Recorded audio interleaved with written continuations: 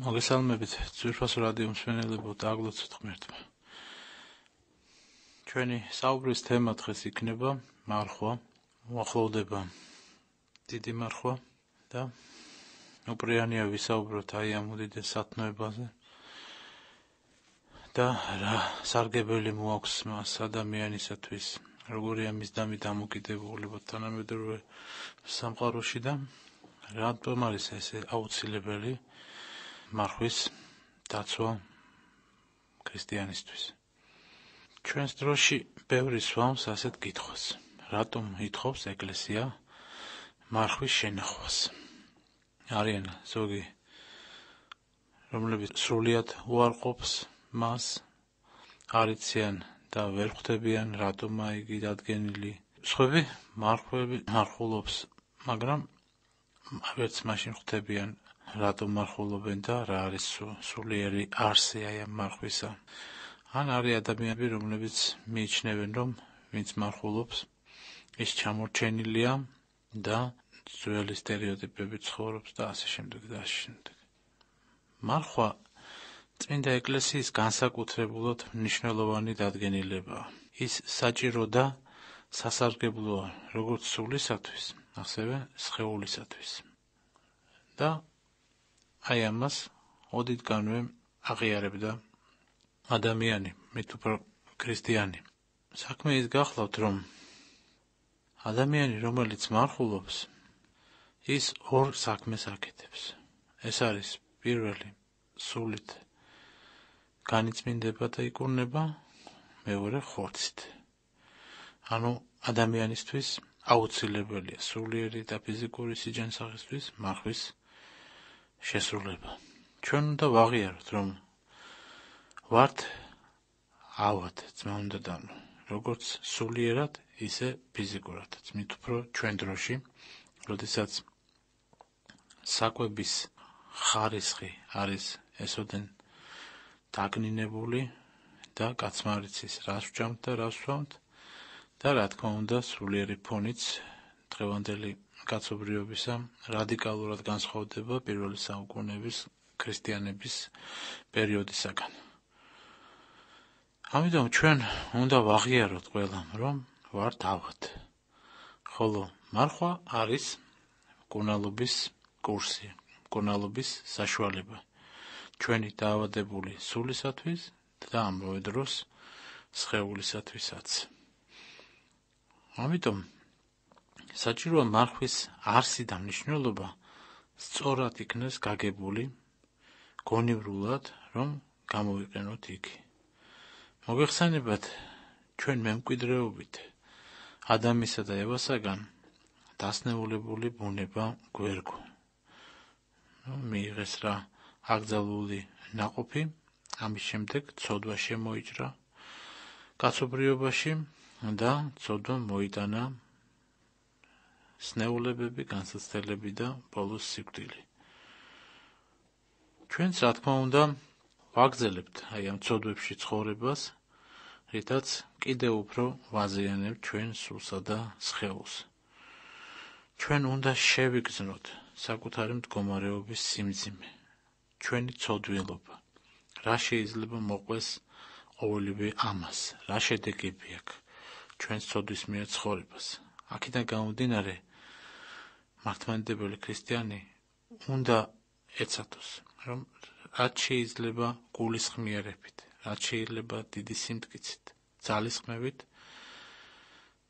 დაიწყოს ამ უდიდესი სათნოების შესრულება, რასაც ქვია მარხვა.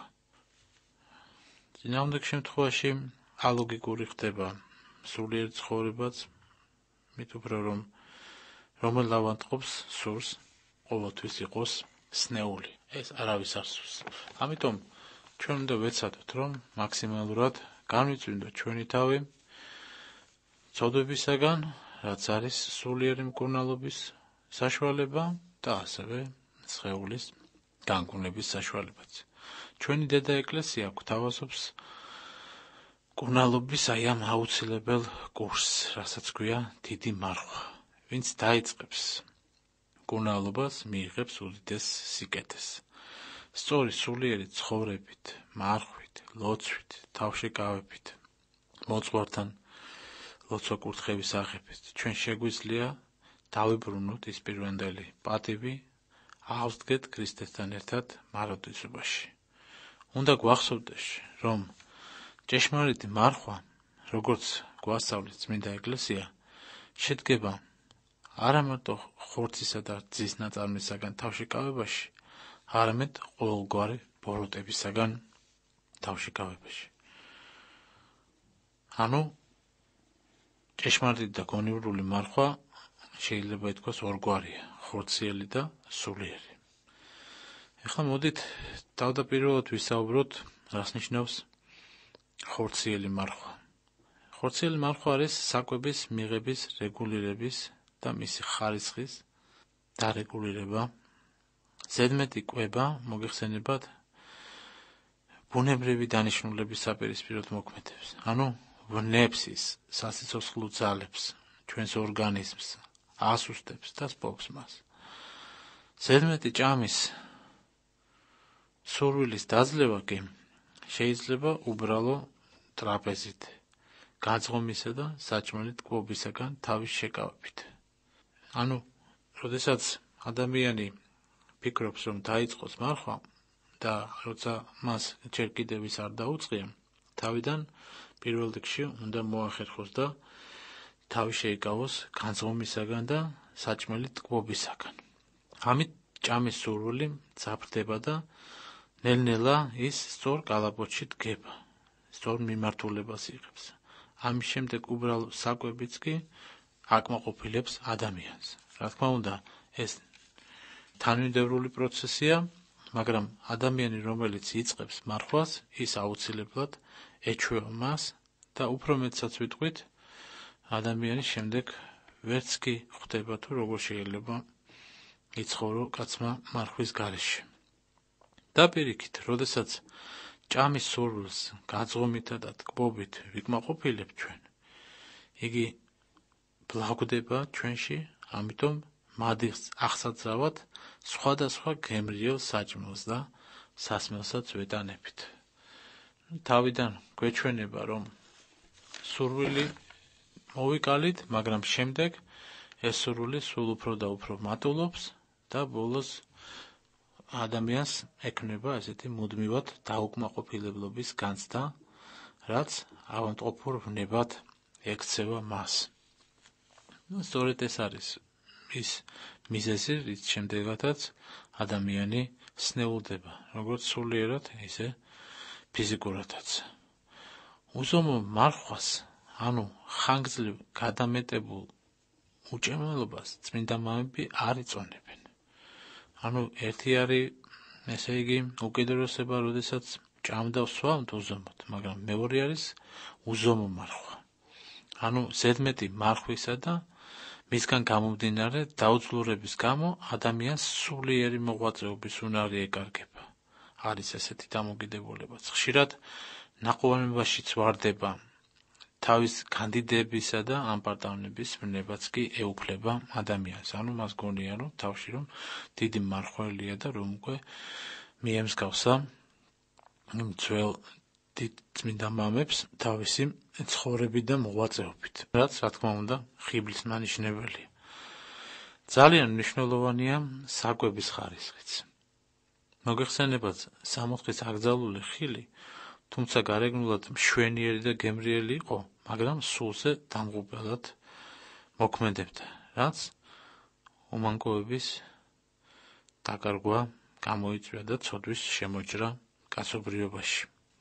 ანუ ხარისხს აქვს უდიდესი მნიშვნელობა. ჩვენ ესე იგი არა მხოლოდ ხორციელის და სულიერი საკვები უნდა შევემციროთ მარხვაში, არამედ იმ სამარხო საკვებშიც უნდა ვეძებოთ ხარისხები.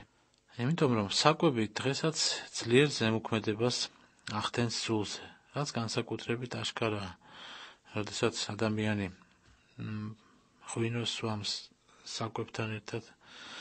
საკვების ასეთი ზემოქმედება იმით არის გამოწვეული, რომ იგი სხვადასხვა გვარ აღაგზნებს ხორცს, სისხლს და აგრეთვე იმით, რომ საკვების გაზი და ორთქლი, რომელიც კუჭიდან ესე ტვინში ადის, ის ძლიერ მოქმედებს შემდეგ გონებაზე და ზეგავლენასაც კი ახდენს ადამიანის ცნობიერებაზე.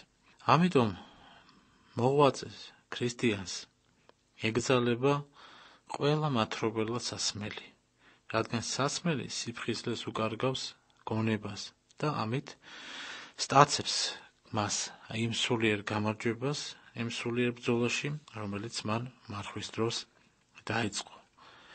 ასეთი ადამიანი ნელ-ნელა კარგავს სულიერ მადლს.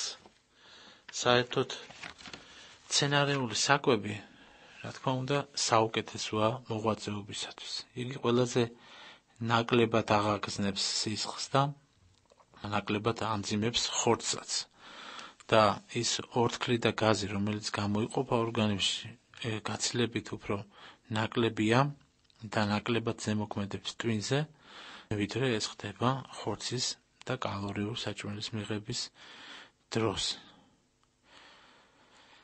და ბოლოს, სცენარეული საკვები ყველაზე ჯანსაღიც არის, რადგან კუჭში ნაკლებ ლორწოს წარმოშობს, ამიტომ მისი მიღებისას შენარჩუნებულია გონების სიფხიზლე, სისუფთავე, ანუ ადამიანი გზნობს თავს საახად, მსუბუქად. ანუ შეიძლება ითქვას, რომ გონება ამ დროს კონცენტრირებულია, გაბატონებული მდგომარეობა უჭირავს მას სხეულზე, რაც არის ესოდენ მნიშვნელოვანი. ანუ ადამიანი, როდესაც ახერხებს აი ამ სწორ სულიერ მარხვას, მაშინ მისი გონებაც კონცენტრირებულია, მისი ლებაც ემორჩილება გონებას და გონება კიდე თავის მხრივ ემორჩილება სულს, ანუ ღმერთს, რაც არის პრინციპში ყველაზე მნიშვნელოვანი და რაც არის არსი მარხვისა. ამ დროს სუსტდება ნებების მოქმედება და ადამიანს უფრო მეტად შესწევს სულიერი მოღვაწეობის ძალა და უნარი. ეს შეიძლება ყველა ადამიანმა საკუთარ თავზეც გამოსცადოს, როდესაც მოიკლებს საკვებს, ის გაცილებით უფრო მოღვაწეობითი ხდება, გაცილებით უფრო მოქნილი, შრომისუნარიანი და, რა თქმა უნდა, სულიერი სიფხიზლეც უფრო მეტი აქვს ხოლმე ასეთ ადამიანს. ხოლო ხორციანი საკვები, უნდა ვიცოდეთ, ძმაუნდა და უკიდურესად ასუქებს ჯერ ერთ ადამიანს. განსაკუთრებულ მოუქნელობას ძენს მას, სისხლსაც აღაგზნებს, მისგან მომავალი ეს გაზები ტვინს ამძიმებს და ადამიანი ნელ-ნელა მიიდრიკება ხოლმე ცოდვისაკენ. აი ესეთი პათოლოგიური შედეგები შეიძლება მოყვეს, როდესაც უზომოდ იღებს ადამიანი ხორცს. და ამიტომ წმინდა ეკლესიამ თავისი ბრძნული დადგენილებით მართალია ხორცის ჭამის უფლება მისცა ერთში მცხოვრებ ქრისტიანებს, მაგრამ აუგზალა მისი მუდმივი მიღება. ანუ დაუწესა რაღაც პერიოდები, როდის შეიძლება მისი ჭამა და როდის არა. მარხვის აი ამ ნაყოფს საკუთარი გამოცდილებით შეიტყობს ყოველი ადამიანი, ვინც აი ამ სულიერ მარხვას დაიწყებს. მარხვის კანონები ეკლესიამ დაადგინა თავისი შვილების დასახმარებლად. ამასთანავე ეკლესიას ყოველმა წევრმა გონიერი და გამოცდილი სულიერი მოძღვრის დახმარებით კარგად უნდა გამოიკვლიოს საკუთარი თავი და, რა თქმა უნდა, მოვერიდოთ ჩვენს საკუთარ თავზე დაყრდნობას, ჩვენს ძალებს აღმატებულ მარხვას. როგორც მამები ამბობენ, მარხვა კაცისათვის და არა კაცი მარხვისათვის. ხორცის განსამტკიცებლად მოცემული საკვები მის დასარღვევად არ უნდა იქნეს გამოყენებული. ანუ ჩვენ უნდა ვიცოდეთ, რომ არსებობს ზომიერება აი ამ საკითხებში და ამ ზომიერებას ჭირდება აუცილებელი დაცვა. ეხლა რაში მდგომარეობს სულიერი მარხვა? სულიერი მარხვა არის განრიდება ყოველგვარი ბოროტებისაგან. აი მწუხრის ლოცვებში, სტიქარონებში არის ესეთი სიტყვები მარხვის შესახებ. მარხვა არის აღვირის ხმა გულის წყრომისა, განშორება ბოროტთა გულის თქმათა და ძვირის ზრახვასა, ტყუილისა, ცრუფიცისა, ამათაგან უკვე გძალვა იარს მარხვა ჭეშმარიტი და სადნო. ანუ აქედან ჩანს ძმანო და დანო, რომ ვინც არ ჭამს ხორცს და რძის ნაწავს, მაგრამ თავს ვერ იკავებს, ბოროტად ექცევა მოყვას, ამაოდ მეტყველებს, ბილციტყვავობს, მრისხანებს, არ აღკვეთს ავხორცულ ვნებებს საკუთარ თავში, ჭორაობს, ცილის წამებით არის დაკავებული, ცრუფიცის გამტეხია. რა თქმა უნდა, ასეთი ხორციელი მარხვა არაა ჭეშმარიტი და სადნო ღვთისთვის. მაშინ რა აზრი აქვს თუ არ ჭამ მაგალითად ხორცს, მაგრამ როგორც იტყვიან, ჭამ ჭყალებში მოყვას. ანუ ჩვენ მოყვასთან მტრული დამოკიდებულებით ვამჟღავნებთ, თუ რამდენად შედეგიანია ჩვენი მარხვა, რამდენად სწორია მარხვის წარმართვა ჩვენს პირად ცხოვრებაში. უწმუნო ადამიანები და ეკლესიის მტრები ამბობენ, რომ თითქოს ეკლესია მხოლოდ ხორციელ მარხვას ითხოვს ადამიანებისაგან და მასში ხედავენ მხოლოდ აი ამ მარხვის აზრს. მაგრამ პირიქით არის, მანდადანო. ეკლესია არასდროს ითხოვდა და არც ახლა ითხოვს მკაცრ ესეთ ხორციელ თავშეკავებას ავადმყოფებისა და უძლურებისაგან. წმინდა ღირსი მამა ბარსანოფი დიდი, რომელიც პირველ საუკუნეებში მოღვაწეობდა, ამბობს ესეთ რამეს, რომ ავადმყოფს ღმერთი შეუწირავს მის უძლურებას. მარხვის ნაცვლად, ვინც გადაიტანს ტკივილს, მოთმინებით და ღვთისმადლიერებით, 10 ჯერ რომ ჭამოს დღეშიო, არ დაღუნდესო, ამისთვის არ დაისჯება, რადგან უძლურთაგან არ ითხოვს ღმერთი მარხვას, არამედ ძლიერთა და ჯანმრთელთაგან. ანუ აქ საუბარია იმაზე, რომ მარხვის მნიშვნელობა არის ხორცის დაუძლურება და თუ ადამიანი თავისთავად დაუძლურებულია, შესაბამისად ის უძლურება, ავადმყოფობა უკვე ასრულებს მარხვის ფუნქციას. თავისთავად ცხადია, თუ ავადმყოფობა არის ნამდვილად ავადმყოფობა და არა მოგონილი და წარმოდგენილი რაღაც გადაჭარბებული საკუთარი თავის სიყვარულით. ასეთ შემთხვევაში რჩევა და კურთხევა უნდა აიღოს ადამიანმა მოძღვრისაგან, თუ როგორ იმარხულოს და რა საკვები მიიღოს იმ უძლურების დროს და რა არა. თვითნებური დამოკიდებულება ამ სიტუაციაში არაფრით არ შეიძლება. მოციქულთა კანონებშიც წერია, აი 79 კანონში, ის ათავისუფლებს მარხვისაგან იმათ, ვისაც ფიზიკური უძლურება უშლის ხელს. მაგრამ მართლმადიდებელმა ქრისტიანმა საკუთარ თავის თვითნებურად არანაირი შეღავათი არ უნდა გამოუტანოს. არამედ სულიერ საკითხებზე სწორედ მოძღვარს უნდა მიმართოს აუცილებლად. წმინდა მამები ბევრს საუბრობენ მარხვის შესახებ, ჩვენ შეგვიძლია რამოდენიმე ამონარედიც მოვისმინოთ მათი შესანიშნავი რჩევებისა. წმინდა ეფრემ ასური ამბობს, რომ მარხვა არის ეტლი, ცადაღმყვანებელი, სულის კეთილი მცველია, სხეულის საიმედო თანამგზავრი, მარხვა მამაცთა იარაღია, მოღვაწეთა სასწავლებელი, მარხვა გზა სინანულისაკენო. წმინდა იოანე კიბის სამღვდელელი ამბობს, მარხვა დაცხრომა ხორცთა მძლავრობისა, ანუ ხორციელი ვნებებისაგან, აღკვეთთა ბოროტთა გულის თქმათა, სიწმინდე ლოცვისა, სანთელი სულისა, გძალვა გონებისა, განგმირვა უგზნობელობისა, კარილ მობიერებისა, სიხარული შემოსრულებისა, საცო პირისა, მიზეზი მდუმარებისა, მცველი მორჩილებისა, სიმსუბუქე ძილისა და სიმთელე ხორცისა. მიაქცეთ ყურადღება, სიმთელე ხორცისა ცარის აქ ნახსენები, ანუ ზოგს რო გონია, რომ ჯანმრთელობას ვნებს მარხვა, პირიქით არის ძმაუნდადანო და ამას დღევანდელი თანამედროვე მედიცინაც ნელა ეყრდნობა.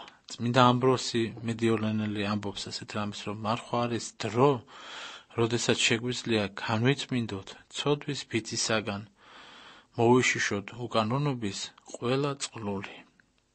ასევე წმინდა ბასილი დიდი ამბობს, მიიღეთ მარხვა უძლურებმა, იგი ჯამთელობის დედა, მიიღეთ ჯამთელებმა, იგი თქვენი ხორციელი ძლიერების მცველია. საინტერესოა ძალიან. ასევე წმინდა იოანე ოქროპირის რჩევა დარიგებაც. ის ამბობს, რომ თუ არ შეგიძლია მარხვის დათმენა, შეგიძლია განცხრომა მიიკლო. ეს კი უკვე სიბზნის მოყარეობა, რომელიც მარხვას არ ჩამორჩება. ანუ ადამიანებს, რომლებსაც არ შეუძლია ფიზიკურად მარხვის შენახვა, მათ შეუძლიათ განცხრომა მიიკლონ. ანუ ზედმეტი ჭამა და ეს უკვე სიბზნის მოყარეობაში უთვლის და მარხვის ტოლფას ღვაწლში იმ ადამიანებს, ვისთვისაც მარხვა ფიზიკურად არ შეიძლება. ჩვენ შეგვიძლია დაუსრულებლად ვილაპარაკოთ წმინდა მამების საუბრებზე მარხვის შესახებ, მაგრამ ფიქრობთ ესეც საკმარისია, მაგრამ სამწუხაროდ ამ ბოლო დროს რაღაცნაირად გავრცელდა პროტესტანტული იქნება ეს თუ სექტანტური შეხედულება, რომ მარხვა თითქოს და არ არის საჭირო და ის არის თითქოს და უსარგებლო რამ ადამიანისათვის. ეს რა თქმა უნდა, ესეთი შეხედულება აიტაცა დღეს ყველა იმ გემეთ მოყარე ადამიანებმა, რომლებსაც არ სურთ მარხვა. ყველაზე ხშირად მაცხოვრის სიტყვები მოყავთ განსაკუთრებულ სექტანტებს, რომლითაც წიგნობრებს და ფარისევლებს როდესაც მიმართა მან, არათუ პირითა შემავალი შეაგონებს კაცსავ, არამედ პირითა გამომავალი. მაგრამ ძმაუნდადანო, ჩვენ უნდა ვიცოდეთ, რომ ეს სიტყვები მარხვის გამო კი არ უთხრა ფარისევლებს, არამედ იმის გამო, რომ ჭამის წინ ხელდბანის ჩვეულების წესის გამო უთხრა მათ ეს ძმაუნდადანო, ჩვენ უნდა ვიცოდეთ ეს. ჩვენ იმიტომ კი არ მარხულობთ, რომ გვეშინია საჭმელით არ წავიბილწოთ, არამედ იმისათვის, რომ ცოდვიანი სურვილებისაგან თავშეკავებისა და დათმენის ღვაწლით ვემსახუროთ უფალს ჩვენს ღმერთს, დავემორჩილოთ ეკლესიაც, რომელმაც დააწესა სწორედ ეს მარხვა. და მარხვის დარღვევის ცოდვა ის კი არ არის, რომ ამახოლოთ, რომ მარხვის საკვების მიღება, არამედ ეკლესიის დაუმორჩილებლობა. ეს არის მთავარი. ადამიანმა უნდა შეასრულოს ეკლესიის მორჩილება. ხშირად გვეუბნება ადამიანი, რომ თუ შეიძლება მაკურთხეთ მამაო მარხვის დაწყებაზე. რა თქმა უნდა, დაიწყოს უნდა ადამიანმა მარხვა, მით უფრო რომელიც დადის ეკლესიაში, მისთვის უკვე ეს კანონები ბუნებრივად ის ერთვება აი ამ ეკლესიის წესგანგებაში. ამიტომ დაიწყო მარხვა, ამას უკვე აღარ ჭირდება ჩემი პირადი მოძღვრის ლოცვა კურთხება, არამედ უკვე ეკლესიის ლოცვა კურთხება მან უნდა შეასრულოს და რა თქმა უნდა მოძღვართან შეთანხმებით და ეკლესიური ცხოვრების დაწყებით. ანუ კომპლექსური მოღვაწეობით უნდა დაიწყოს ეს მარხვა, არ გახლავთ მხოლოდ დიეტა, ხო? ეს არის კომპლექსური ღვაწლი. აქ იგულისხმება ლოცვაც, თავშეკავებაც, აღსარების თქმაც, ზიარებაც და ყოველივე ის, რაც ეკლესიის წესგანგებაშია. და პროტესტანტები და სექტანტები ირწმუნებიან, რომ წმინდა წერილში არაფერია თითქოს ნათქვამი მარხვის აუცილებლობის შესახებ. მაგრამ უნდა ვიცოდეთ ძმაუნდადანო, რომ ეს არის აბსოლუტური სიცრუე. მამები ასეთ რამეს ამბობენ, რომ პატივი ეცით მარხვის ჭაღარას, რადგან ის ისეთივე ძველია, როგორც ადამიანთა მოდგმაო. და ნამდვილად ეს ასია, ხო? ჩვენ ხედავთ, რომ თვით ღმერთმა ჯერ კიდევ 64-ში დაუდგინა ადამსა და ევას, არ მიიღო იმ კეთილისა და ბოროტის შეცნობის ხის ნაყოფი. სწორედ მარხვის დარღვევის გამო განიდევნა ადამიანი 64-დან. პირველი ცოდვის გამო სწორედ კაცობრიობამ აურაცხელი უბედურება მოუწია საკუთარ თავს. და შემდეგაც ხედავთ ჩვენ ამას, რომ წარღვნის შემდეგ ნოეს მაგალითად თვით უფლისაგან მიეცა მცნება მარხვის შესახებ. კერძოდ ყოველი იძვრისი, რაც კი ცოცხლობს საჭმელად გქონდეს, ოღონდ ხორციელს ცოცხლად მის სისხლთან ერთად შეჭამთ. ეს უკვე გარკვეული მარხვის დაწესებულება. ფაქტობრივად მთელ ძველ აღთქმაში გატარებულია ესეთ ცნობები მარხვის ღვაწლის შესახებ. როგორ შეიძლება საერთოდ მისი უარყოფა, როდესაც ადამიანი კითხულობ წმინდა წერილს.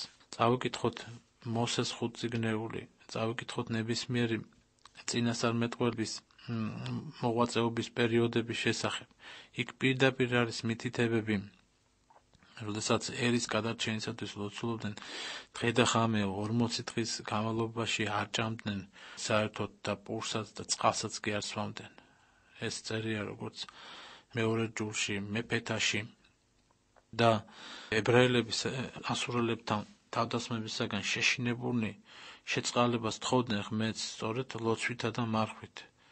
და არის ადგილები, მაგალითად, როდესაც იუდეველთა მეფე იოსაფატმა ბრძოლის წინ გამოაცხადა მარხვა მთელს იუდეაში. შემდეგ ბაბილონის ტყვეობიდან დაბრუნების შემდეგაც მარხულობდნენ, ისინი წმინდა წერილს კითხულობდნენ, არაერთ გზის არის მითითებული ნეემის წიგნში. და ბოლოს ღვთის უდიდესი სათნოყოფელი, წინასწარმეტყველი, წინამორბედი, უფლისა ჩვენისა იესო ქრისტესი, იოანე ნათლისმცემელი, ვიცით რომ კაცრი თავშეკავებით ცხოვრობდა უდაბნოში, ხომ? აქლემის უხეში ბეწვი ემოსა და საზრდელად ჰქონდა კალი და თაფლი ველური. და როგორც წმინდა წერილი ამბობს, ის არ სვამდა ღვინოს და თაფლუჭს.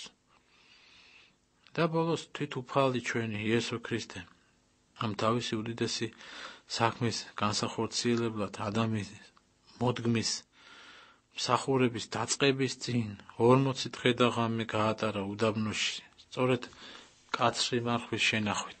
და ამას როგორ უარყოფენ საერთოდ სექტანტები. მთაზე ქადაგებისაც უფალმან მოგცა მოძღვრება, როგორ უნდა ვიმარხულოთ. და ამბობს ესეთ სიტყვებს, რომ ხოლო შენ რაჟამსა იმარხვიდე, იცხე თავი შენი, დაიბანე პირი შენი, რათა არა ეჩვენო კაცთა მარხველად, არამედ მამასა შენსა დაფარულად. ანუ ჩვენი მარხვა არ უნდა იყოს ხალხის დასანახად. ზოგი სწორედ ესეთი რეკლამირებას უკეთებს საკუთარ თავს, რომ თითქოს მარხულობს და აჩვენებს თავს მარხველად. ეს არაფრით არ შეიძლება. უფრო უნდა იყოს მოგზალებული ადამიანი და დაფარულად უნდა აკეთებდეს ყველა სათნოებას. როცა მოციქულებმა ვერ შეძლეს გახსოვთ თქვენ ავის სულით შეპყრობილი ყრმის განკურნება, უფალმა უთხრა ესეთი რამე, ხოლო ესე ნათესავი არარაით განვალს გარდა ლოცვითა და მარხვითა. ანუ სულიერი განკურნებისათვის ძალები საჭირო, სწორედ ძლიერი ლოცვითა და მარხვით შესაძლებელია ესნეულებების განკურნებაც. წიგნობრებისა და ფარისევლების საყვედურზე, რომ მაცხოვრის მოწაფეები არ მარხულობდნენ, მან უპასუხა ესეთი რამე, ვერ ხელეწიფების ძეთა სიძისათა, ვიდრე სიძე იგი მათთან არს მარხვათო. არამედ მოვლენ დღენი, ოდეს ამაღდეს სიძე იგი მათგან და მაშინ იმარხვიდნენ მას დღესა შინა.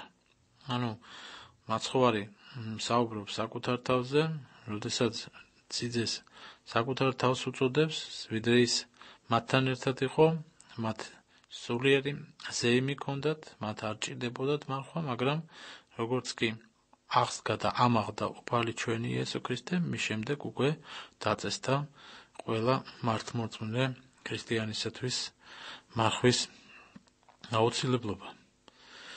და ვფიქრობთ, რომ ეს რამოდენიმე ადგილიც წმინდა წერილიდან საკმარისია აი ამ ჭეშმარიტების დასტურებლად, რომ წმინდა მარხვები სრულ თანხმობაშია ღვთის სიტყვასთან. და ის არის სულის მაცხოვნებელი და ღვთისათვის სათნო საქმე.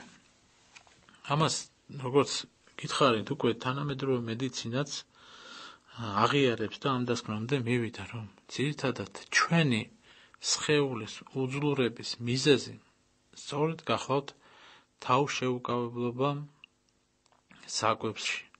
ჩვენ ბოროტად ვიყენებთ ძმაუნდადანო საკვებს, ჭამთ და ვსვამთ იმაზე გაცილებით მეც, რაც არის ჩვენი სხეულისა სიჯანსაღისა და ძალისათვის საჭირო. და თავიდან კიდევ ერთხელ ვიტყვით, რომ მარხვა არის სულიერი და სხეულებრივი თავშეკავების გონევრული შერწყმა. ყოველგვარი ზედმეტი უკიდურესობებისაგან თავის დაცვით. ანუ არც უმარხულობა მართებს მართლმადებელ ქრისტიანს და არც ის უზომო ასკეტიზმი, რომელიც მისი სულიერი მდგომარეობისათვის, მისი ფიზიკური მდგომარეობისათვის არის მიუღებელი. ღმერთმა დაუგლოცოს, მოგცეს ძალა, რომ ღირსეულად განლოთ ეს დიდი მარხვა და შევეგებოთ უფალს სიხარულით, მოგცეს ღმერთმა ეს მარხვა სინანულისა და აღდგომა სიხარულისა. ამინ.